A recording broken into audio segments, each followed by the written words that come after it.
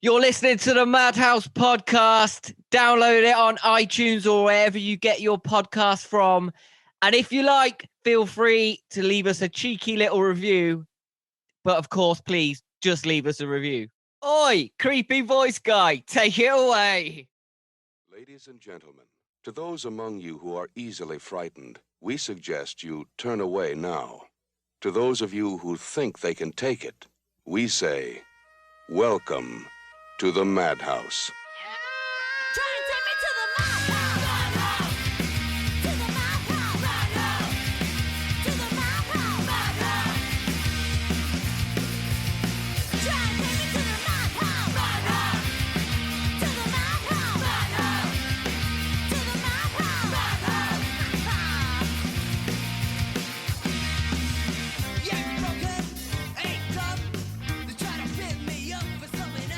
Welcome to the Madhouse, the number one podcast for horror reviews, bullshit and booze. My name is Joey, and with me today, he was made in a lab to shank and stab, and to bleed and scream is his wet dream. It's Jimmy Faulkner! How you doing, Jimmy? Hello. Yeah, all right. You? I'm good, thank you. What are you drinking tonight? Nice. What am I drinking? Oh. Yeah. What are we sponsored by, basically, and fueled by this evening? Oh, Weston's Rosie's Pig, raspberry and cucumber cider. Wow. Is it good? Oh, it's flat, it's fruity, it's... Makes you tooty. Makes you tooty. It's beautiful. That's a tagline, isn't it? I'm just on the Strongbow dark fruit cider again, but check the size of that can out. Yeah, Pint it's a tall cans. can, isn't it? Tall cans in the air. Let me see them. It's Fuck you. a bit harsh. You've got a 10-litre box of Rosie's Pig there. Jealous of my pint can. Shut up. Right, Scream. Did you like it? Ah! Oh, That was nice. I liked that. thanks. I give it a 4 out of 5. Okay, cheers. Yeah, directed by Wes Craven. Oh, we'll do that again. Directed by Wes Craven. A December 96 US release, May 1997 UK release. 97? Yeah. Oh, okay. So it was 96 in the US. Oh, right, yeah. Yeah. Okay. Old-timey type of release pattern. When did you say? December? Yes. Yeah, near Christmas, wasn't it? Yeah. Yeah. Shown in theatres for nearly 8 months after its release. Obviously had the working title Scary Movie. Title. Yes, I didn't know this before looking into it. Did you know this? I did, yeah. Is that why Scary Movie, the horrible, terrible fucking spoof thing, is called Scary Movie? I'm guessing. Obviously, it is. Yes, yeah. I didn't know that. Yeah, I did. I don't know where I'd heard it before or where it came from into my life, but there you go. Yeah. Before we go on to Frights and Delights, I want to play a game. Okay. You ready for a Jimmy quiz? Yeah, go on then. The Jimmy quiz. 5 questions. Okay. All of them I'm fairly certain are true. Right, okay. Is this related to the film? It's related to Scream, yeah. Okay. Question number 1. Where is the toupee? Oh, shit. Where's the toupee? Yeah. Oh, Where's the fuck. wig? On someone's head. Who's wearing a syrup? Yeah, but who? Who is wearing a syrup? It's not the Fonz, is it? Nope. Right, I fucking don't know then. Drew Barrymore is wearing a wig in that first scene. It's not her real hair. Oh my goodness. Oh my goodness. And I know you like a toupee, so there you go. Question 2. Oh, it's a smashing one. Where is Linda Blair? Oh, she's only in it for a split second, isn't she? Yep. Doesn't she come up to Courtney Cox at some point? I can't remember her She character. goes up to Sydney and shouts, "The people want to know. They have a right to know." She's the reporter. Yes, reporter. Okay. I'll have a half point for that. Oh, well, will you? Okay. Yes. Half out of 2. Question 3. Where is Wes Craven? Fuck, I don't know. Is he in it? Yep, cameos. Bollocks. Don't know. Freddy Krueger. Dressed up as Freddy Krueger in the hallway as a janitor, wearing Freddy. Oh, good lord. Right. Okay. Question number 4. This isn't going very well for you so far. Well, I didn't pay much attention while I was watching the film. I'm not a massive fan. Who was originally approached to play the lead? Now that's just multiple choice. Was it A, Okay. Jennifer Aniston, B, Reese Witherspoon, C, Sarah Michelle Gellar, or D, Robert De Niro? It's Reese Witherspoon. Yes, it was. I've forgotten your score. I don't care. The question number 5. One Is and this half, a good thank you very film? much. Eh? Question number 5. Is this a good film? I don't know about. Wrong. The answer is yes. Oh. Sorry, carry on. Wait, is it multiple choice? No, it's just one answer. Right. Yes, no, maybe. Can you repeat the question? Yes. You're not the boss of me now. Yeah? Yeah. What a reference it's for a horror podcast. Nice. Well, I did shocking in that. I got 1.5. Yeah, you did pretty shit. One and a half. So, Thanks. should we just move on to Yes. the gist of it rundown thing? Yeah, let's give a gist a scream. I'll start. An anonymous phone call leads to 2 high school sweethearts being brutally murdered in a peaceful Californian town. Sydney Prescott, a young teenage girl whose mother was killed a year before, becomes the target of the masked killer. Her boyfriend, Billy Loomis, becomes the main suspect, along with Sydney's father, who suspiciously cannot be reached. Local news reporter Gail Weathers and Woodborough's hotshot deputy Dwight Dewey Riley investigate and try to figure out who the mysterious killer is. Beers, bongs, and more deaths occur as the masked killer tries to hunt down Sydney and her friends. Who will be the ghost-faced, mask-wearing, cloaked fiend? Of course! Of course! It was Sydney's boyfriend all along. And his reasoning, I hear you ask? His dad had an affair with her mum, causing his mum to do a legger.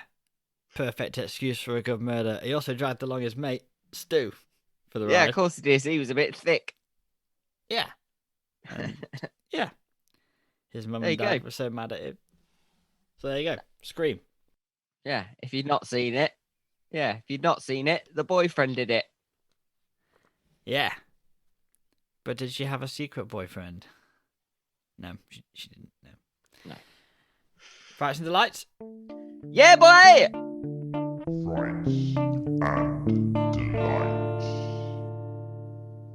Right, Bagsy, I'm first on the keg.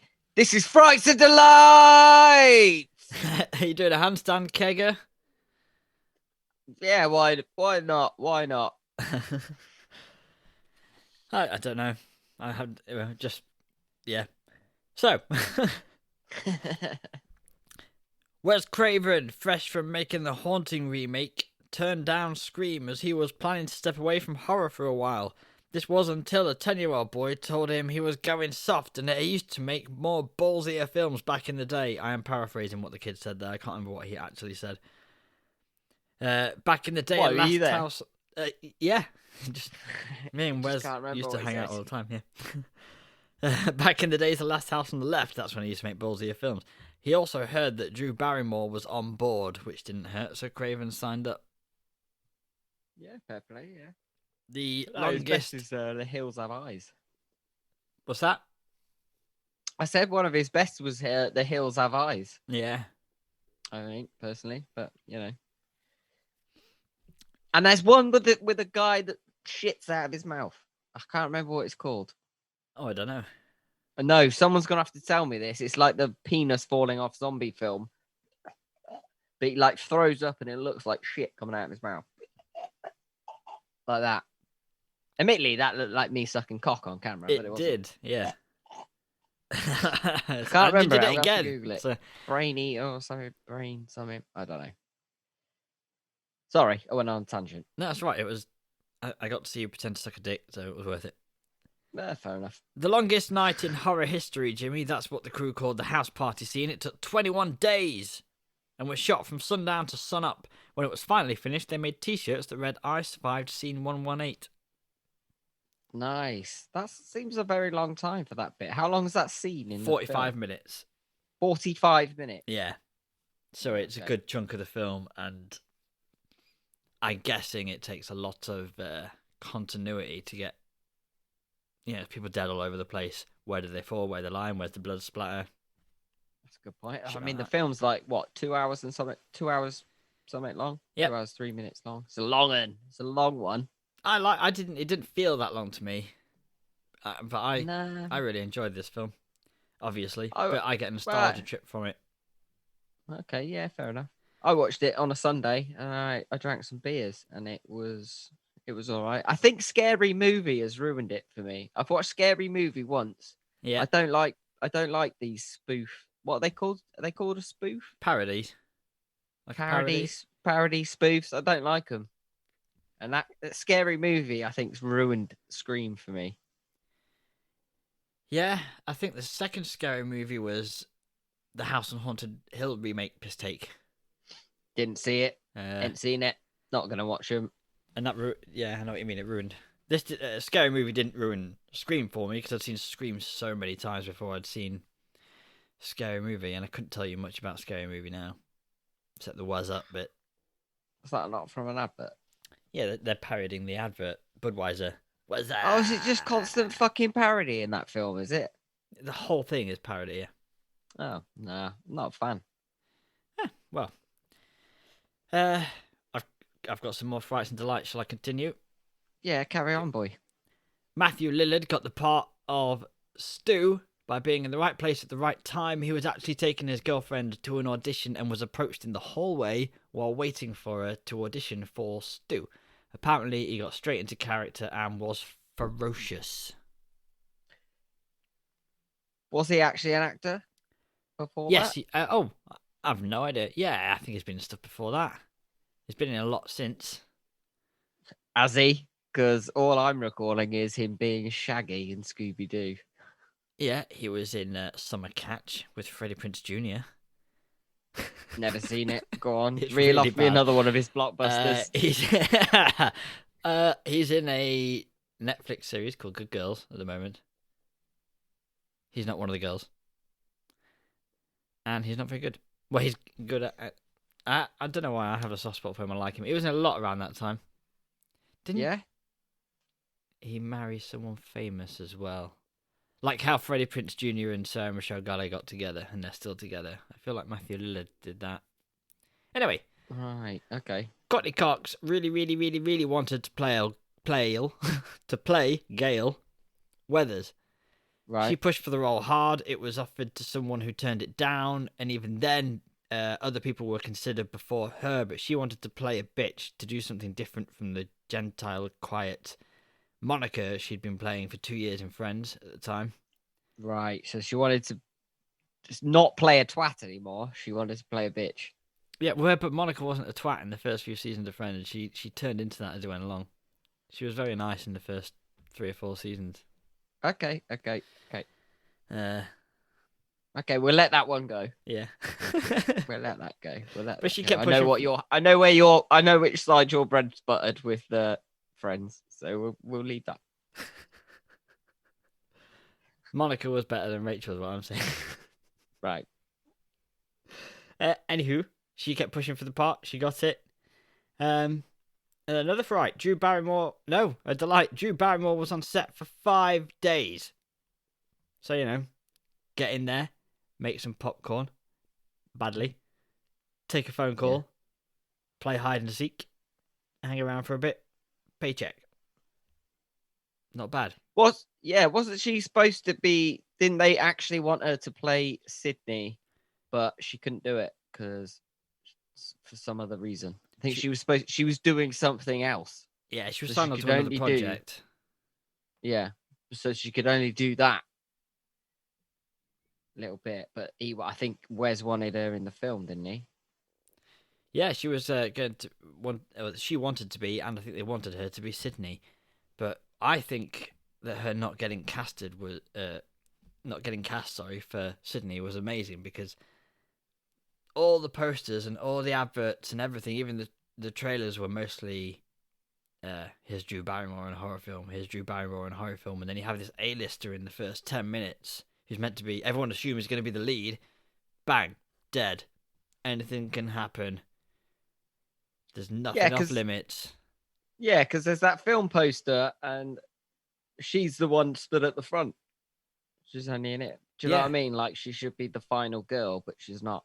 Yeah, it was just really good marketing, making everyone think, here's your leading lady. By the way, 10 minutes in, she's dead. Yeah. And now anything can happen. And now, instead of going with your classic blonde teen, we've gone for the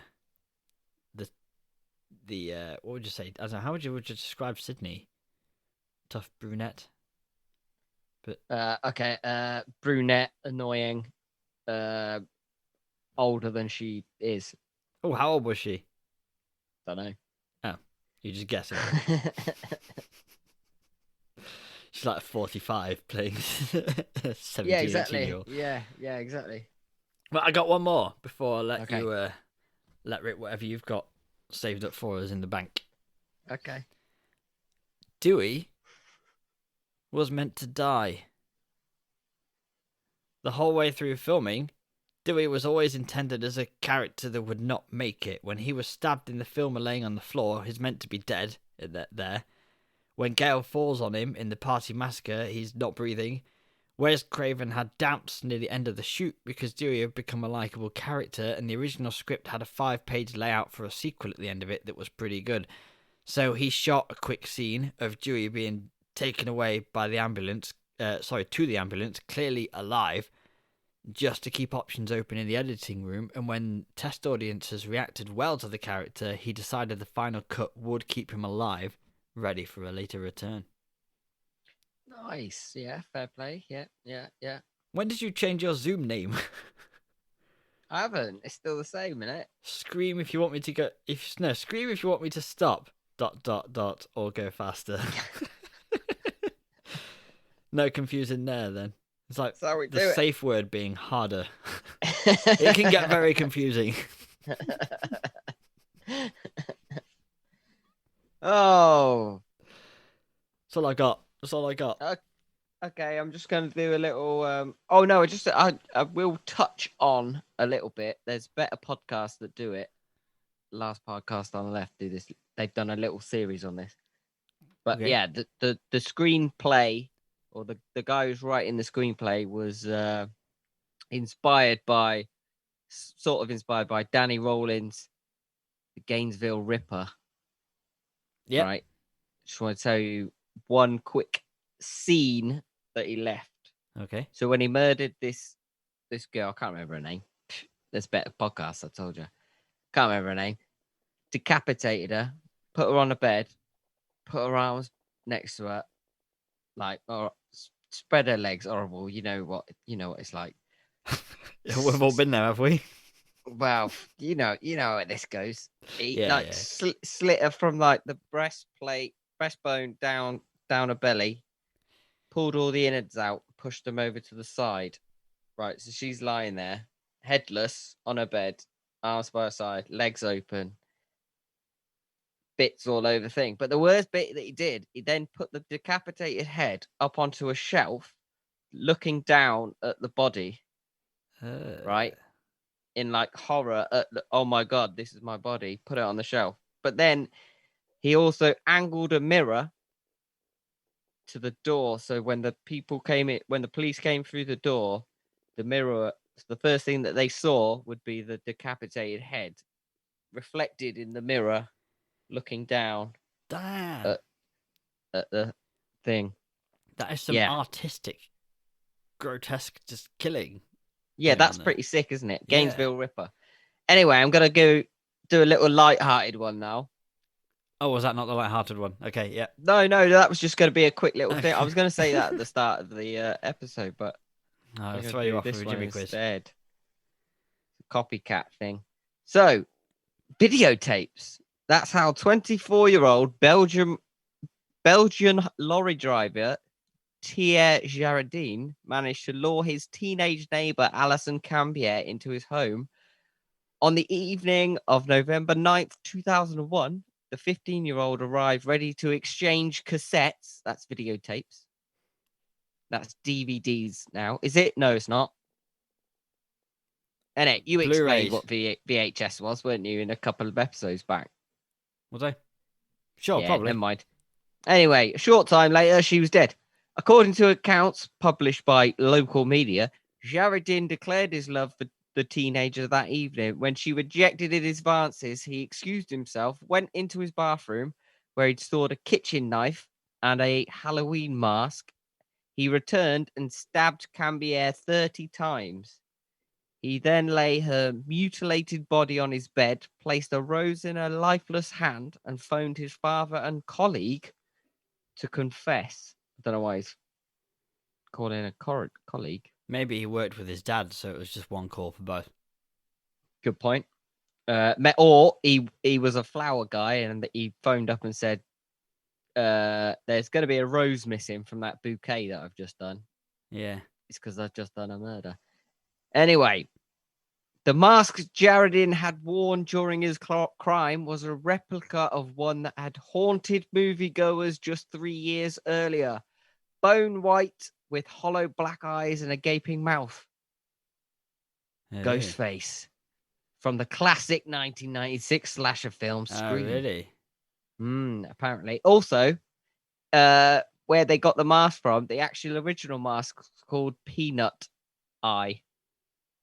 Oh. Called Peanut Eye Ghost. Why Peanut Eye?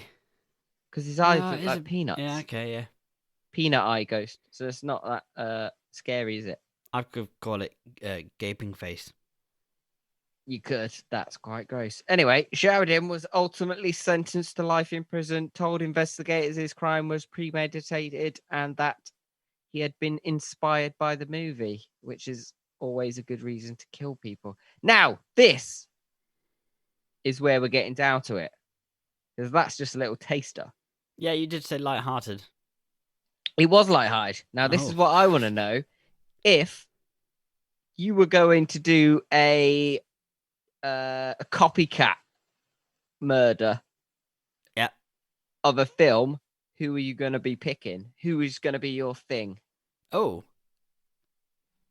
I don't think I've ever thought of this before. I don't know. I'm going to pick one. I'm going to edit out the silence. Yeah, absolutely. I was going to pre-warn you about the question, but then I thought, actually, no, you're quite good at thinking on the spot. Clearly not now. Apparently not this time. Well, usually I would have probably picked the Scream Killer, but that just seems a bit obvious now. Well, yeah, it's been done. Fuck, Jimmy. I literally can't think of any now. I've got to. All right, then. Well, I'm going to tell you mine. Okay. Give you a little bit of time to think. Yeah, that would be nice. Yeah. So, what I'm thinking, I'm going to keep it quite light-hearted in this first scene. Right. So, I'm going to kill my victims. I'm going to dress them up as a frog and a pig. Right. And I'm going to leave footprints on the way out. But one will be a foot and one will be like a round circle. That's going to be my clue to lead them out. Okay. So I dress my victims up as a frog and a pig. Yeah. And then I'm going to step up my game a little bit. I'm going to start murdering people who are just wearing yellow Macs. Okay. And I'm going to be ripping off their arms. And I'm going to leave little pom-poms around the murder scene. I'm going to do a few of those. Just only people that are wearing yellow raincoats. And I'm going to rip their arms off. Okay. Right? I put a bit of thought into this. And then the next one, now I'm going to amp it up another notch, I think. My victims, I think they're going to be quite young people, college people, right? Yeah. Maybe a couple of like proper muscly men, and I'm just going to leave them in their pants. Blonde ones, definitely. Okay. Right? uh Wasn't this meant to be based on another serial killer? no, this is what if you could copycat somebody and like be inspired by to do a murder by something. Like there's I've done 3 films there. You'll get it in a minute. Okay. Like in my head, this worked out really well. Yeah, okay. God, you've lost my train of thought now. Sorry. Who was the last people to blonde, die? muscly dudes in pants. Bodless dudes in pants that I'll just leave about, but I'll leave a very, very obvious clue to where I'm gonna be. Okay. And I'll be in my house, but I'm gonna have like I'll have somebody who's there like bold with like long hair.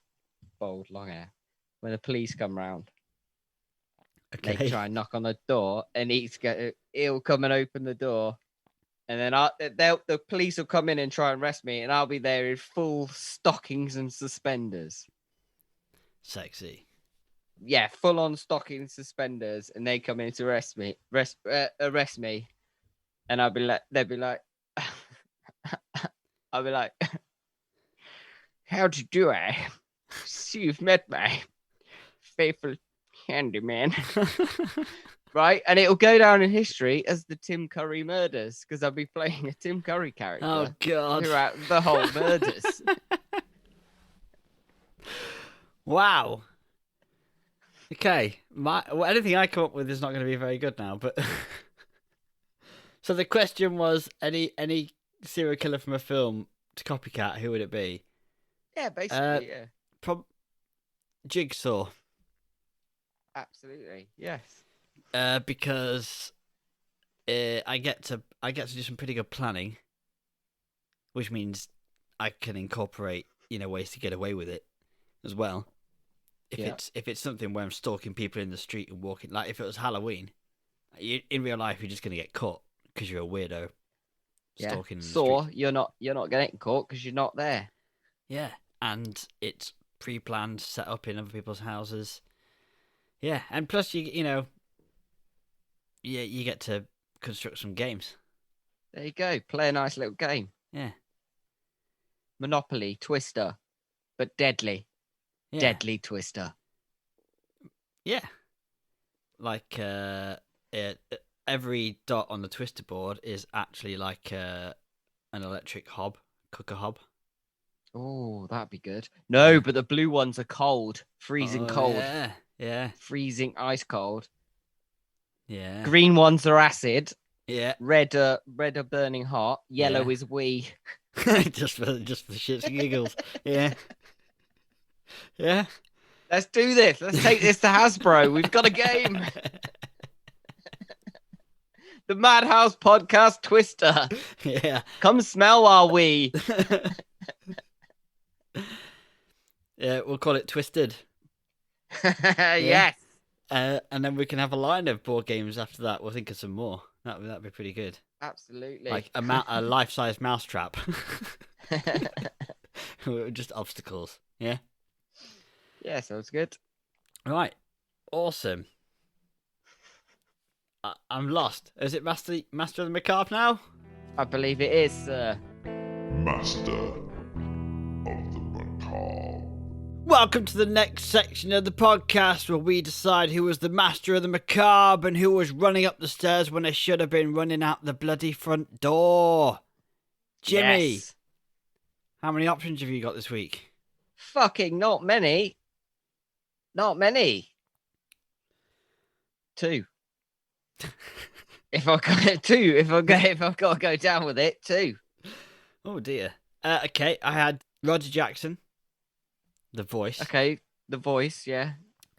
Do you like scary movies? Yes. Yeah, obviously. Neve Campbell. Okay. But I think my favourite person in this film is Drew Barrymore. Absolutely, 100% goddess, Drew Barrymore. And it's not just because it's Drew Barrymore, it's because she genuinely is really good in that first few minutes. It's Drew Barrymore. It's incredible. And it's not just because it's written to bash you in the face and go, check this motherfucking film out. She nails it. Yeah. Yeah, of course she does. It's Drew Barrymore. But crying honourable on cue as mention- well, I would add. Eh? That was genuine crying on cue. Okay, yeah. Well, she's an actress. She should be able to do that anyway. So. Well, yeah, but it was very good crying on cue. Okay, yeah. I don't know who am I to judge that. I was very sassy then. Shouldn't have judged that. Can you cry on cue? I I reckon I could. could cry in a queue if it was long enough. Yeah, and if it's a cue for something you don't really want to do as well. Well, yeah, exactly. I want to give an honourable mention, Okay. not to the toupee, 'cause I didn't notice it. Ah.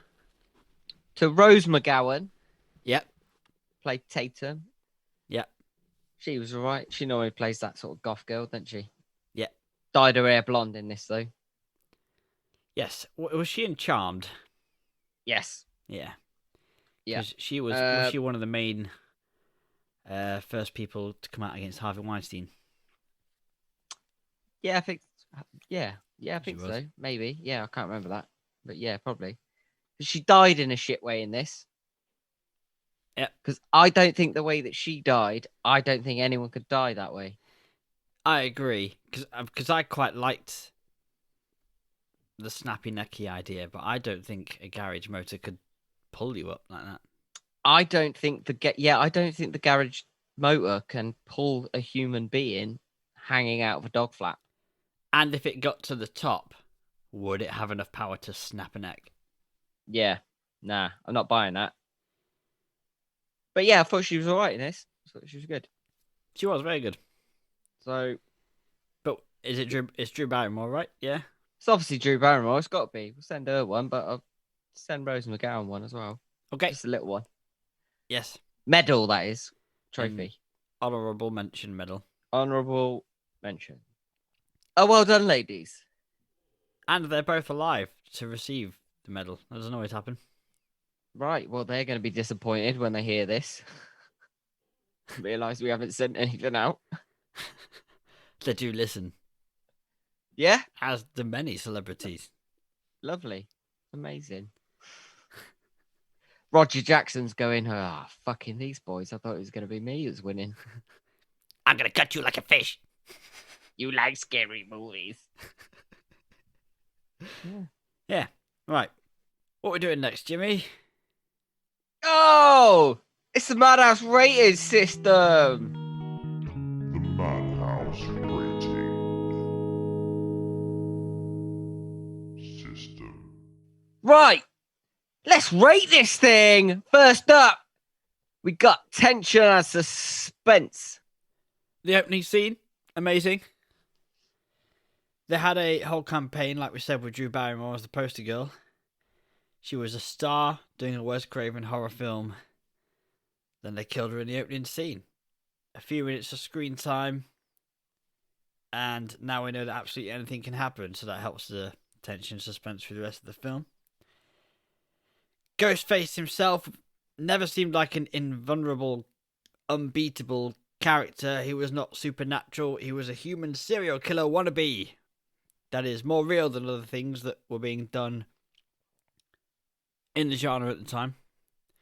The chase scenes are good. The constant guessing whether they're going to fulfill the tropes they set up or if they're just going to take the piss and fuck them off. All the misdirection, from the phone call made while Billy was in a cell to the slight nice touch of the sheriff wearing the exact same boots as Ghostface to kind of chuck you around the place. Yeah. And I really like the final scene because the build-up are trying to figure out who is safe to trust, who's going to kill Sydney, and then to have this revealed that there are two killers working together. It's kind of new. I thought it was pretty awesome. It had a backstory. There was a motive, no matter what you think about it, but it was a human motive rather than a supernatural want to kill.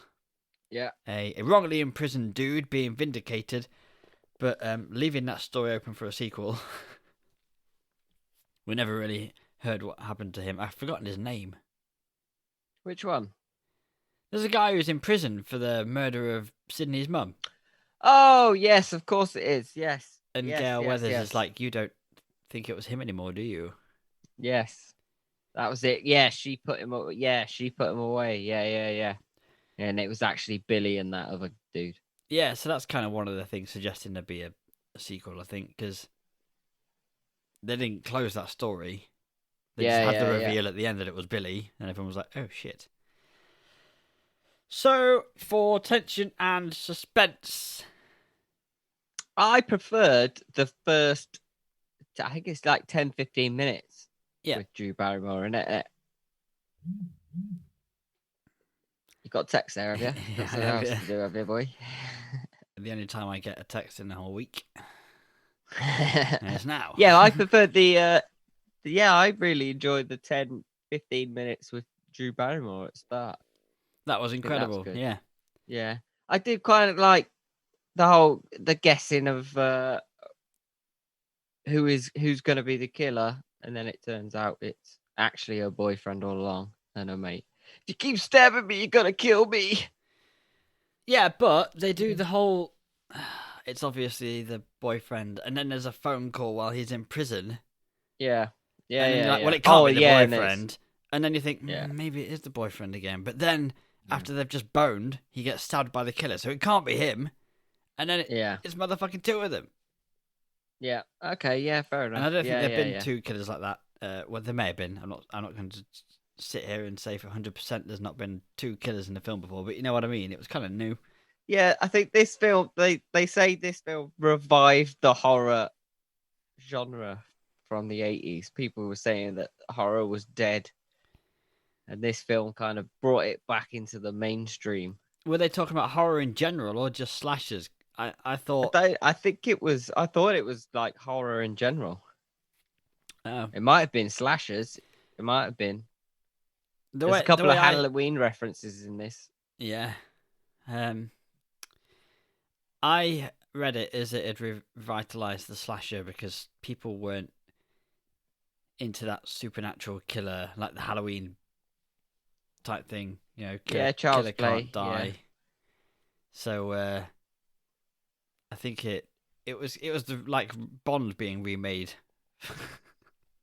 with what's his name, Daniel Craig. It was real. It wasn't a unbeatable spy. It was real.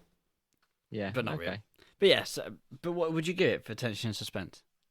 What would I give for tension and suspense? I'd probably give it 1. I would give it 1 actually. Yeah. All right. What's next? Next up is gore and visual effects. Did you hear how much blood they used? I didn't. 50 gallons of 50 fake blood. gallons. What's that in pints? A lot.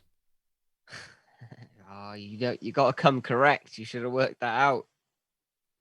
I can work it out and then edit it in seamlessly. No, you carry on talking and I'll figure it out. Okay. In the final scene in the film, Billy mentions the corn syrup. Sorry, I'll start again. In the film, in the final scene, Billy mentions corn syrup blood, and during the last parts of the film, they actually used corn syrup with red dye in it when he mentions corn syrup with red dye in it. He mentions in the film that's what they used to use in films. Yes. The gore is good when there is gore. There are guts hanging out of a couple of people a few times. Drew Barrymore's death was so well acted by her. It was chilling for the opening of a scene.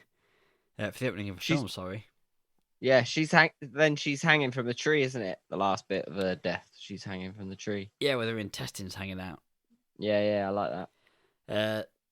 It's really all about the 40-minute bloodbath at the end during the party, though, where most of the gore happens. The garage door neck snap with the supernatural garage. So some of it's supernatural. It's the garage that's supernatural in this one.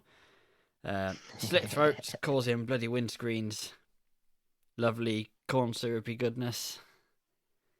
And have you got a Google answer on the amount of blood? So what did you say? 50 gallons? Yes. So that is equivalent to tiny little bit over 400 pints. Wow. What's that in cubic meters? I'm joking. I don't fucking know, but it's 400 pints. Imagine 400 pints. That's insane. Yeah, it's quite a lot. How much does a I mean, human body have? 8? Is it 8 pints in a human body? 8 point something pints. But fuck me. 400 pints. Imagine that all stacked up on a table. Yeah. Dark fruits. Corn syrup in your dark fruit. Can't with syrup. What we're giving it for gore and visual effects? I don't know. You're going to have to take that one because I don't know. It was 1996. Stabby. I think it did. I think it deserves one for gore and visual effects because it has slit throats, guts and gore, and blood all over the place. A lot of stabbing in the tits as well. Yeah, but that's where the heart is.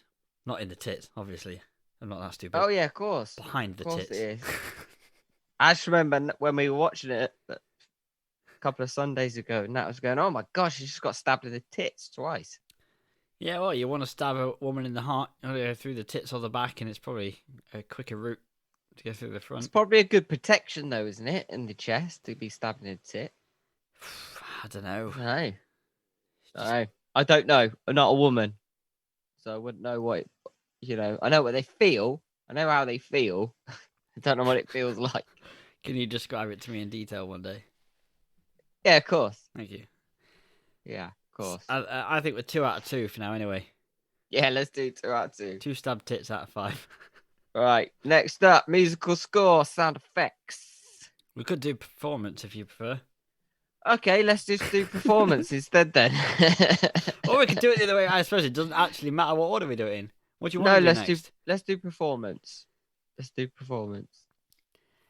I thought the performances were all right. I think Randy was a bit too goofy. I think the character may have aged badly. Is in a stereotype of that type of character with a tongue out type thing. Woo! Woo! America! Yeah!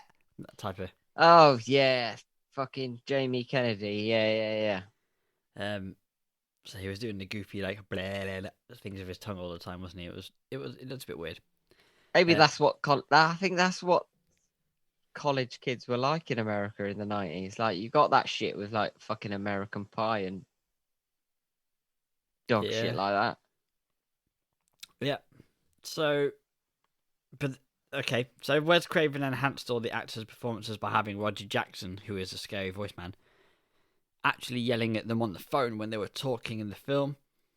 In fact, because the phone was hooked up to allow these calls to go ahead, when Drew Barrymore dialed 911 at the beginning, someone had forgotten to unplug the phone, which resulted in 911 operators listening to Drew Barrymore acting, which was probably a nice treat in the middle of a tough shift. Or they thought someone was being killed as they listened and they needed therapy for a few years. Either way. You wouldn't forget, would you?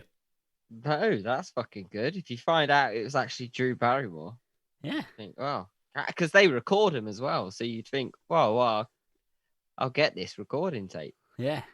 Tell your grandkids.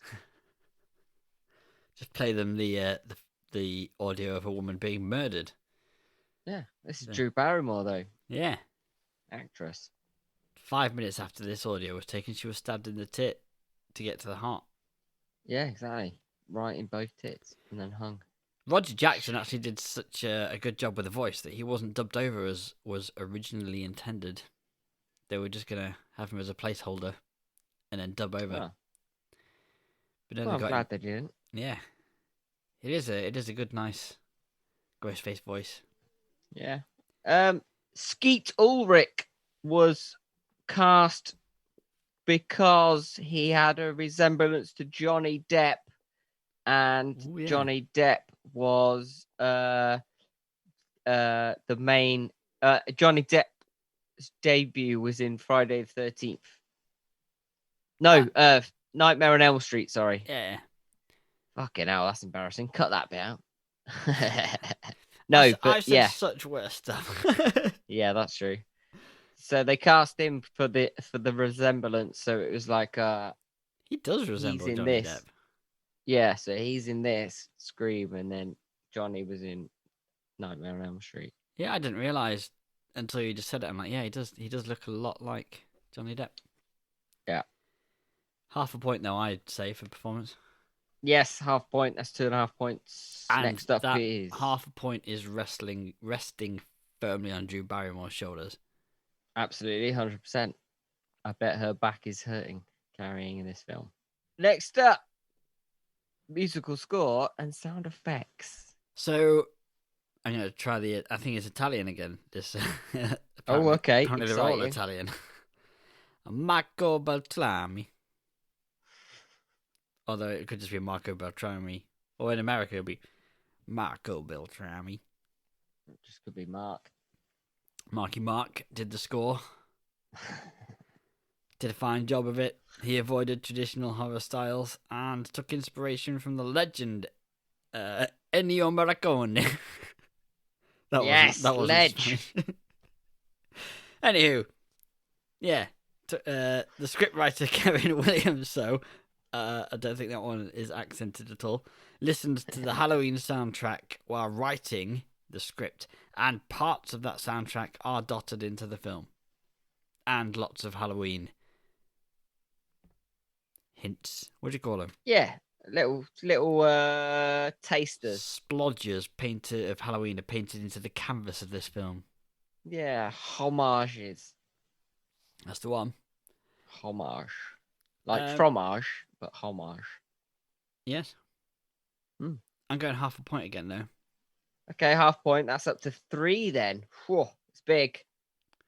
Right. And I am taking on board what you said last week about being strict. Okay. Yeah, okay. 3. Right. Last up is the overall experience. So what are we on? 3? 3 out of fump. What are you saying then? 3 out of 5. Is that what you're saying, or are you just wanting to do an accent? I was just trying to do an accent. Is that an Irish accent you were attempting? Yes. And you are Irish. Yes. Heritage. Yeah. I just wanted to point out how ashamed you should be. I was doing a southern, not northern. Okay. 3 out of 5. Well, how would a Northern Irishman say that?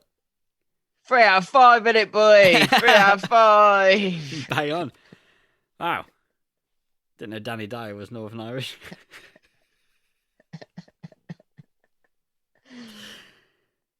So what do you want to give it? Well, I didn't enjoy it as much as I thought I was going to enjoy it. It's very long.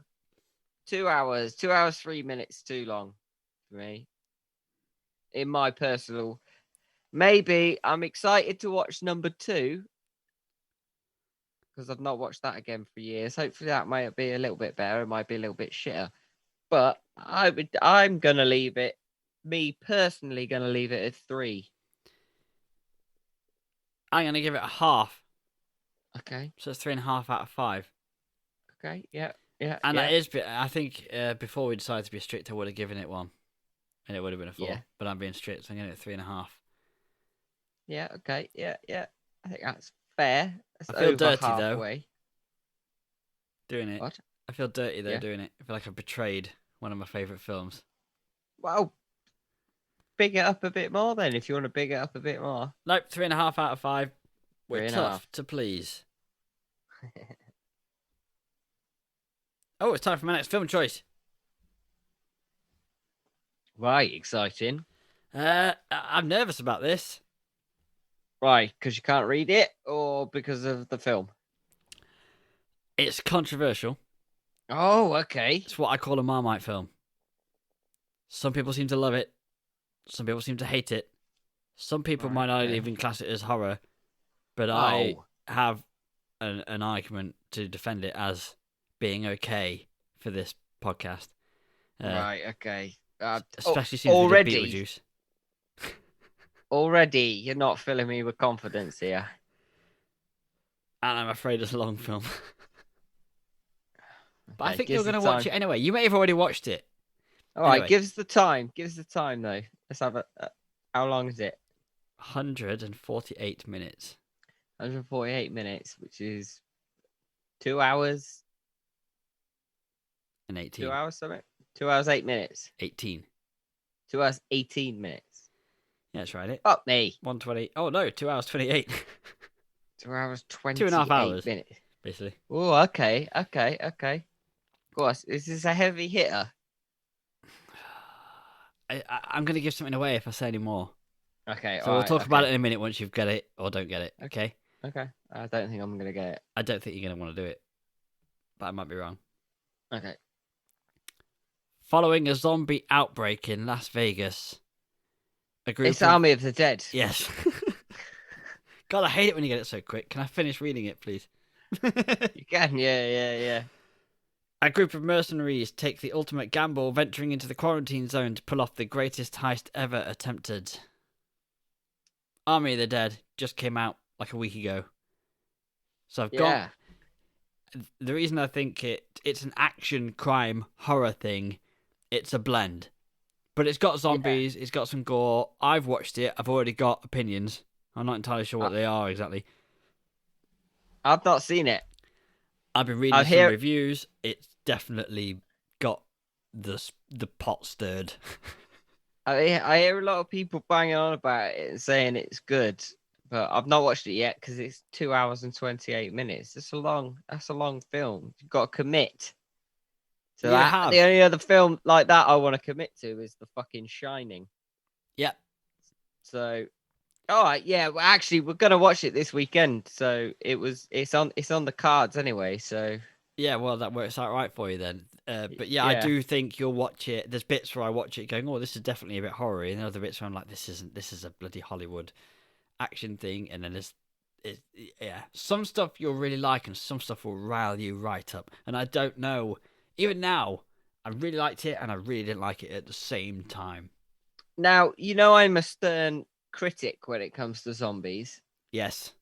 So, I fancy myself a bit of an expert when it comes to surviving the zombie apocalypse. So I'm interested to see what this is about. All I'll say is it mixes it up a bit, and I don't know if it's a good thing. Do you think I look like a bit like Holly from Red Dwarf now? Because everything around you is so dark. Yeah. Yeah. It's just my head. Anyway, yeah.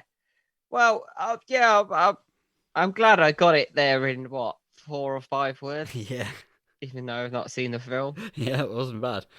I'm having that. I'm taking that on home. I'm taking that to the fucking grave. Well, with about 50 other zombies. Come on, you cunts. Honestly, it seems some people are just really not into it. Some people seem really into it.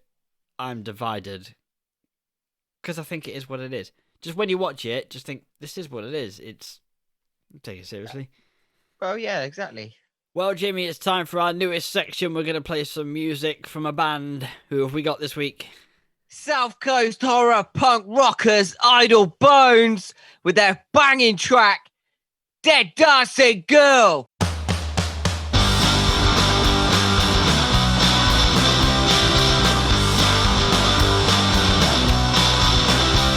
decides to stay awake before it's over. A sorrow as she sings would be her last breath. Believing everything that's in the beauty magazines. Tomorrow's gone. Twisted and frail. Pick a mix with a pill, still tastes the same. Only wish for better days. Take dancing girl. The music dies, but she just carries on dancing. Take dancing girl.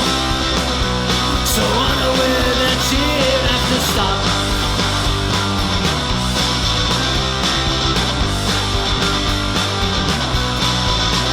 She decides to stay awake before it's over.